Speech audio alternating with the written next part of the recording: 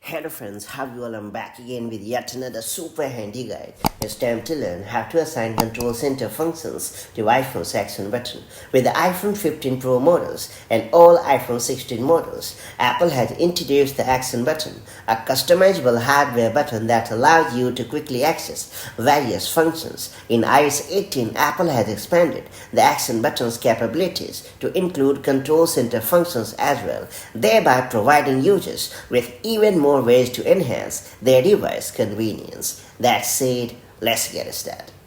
So first we have to launch the settings app on your iPhone, and then you have to scroll down a bit and choose the action button option, and then you have to choose the control center functions option, and then you have to swipe through the available actions until you reach controls, and then you have to tap on the sequence next to choose a control option, and then you have to select a preferred control. You can either scroll through the available control center options or use the search bar at the top to find a specific control. And then you have to tap your desired function to assign it to the action button.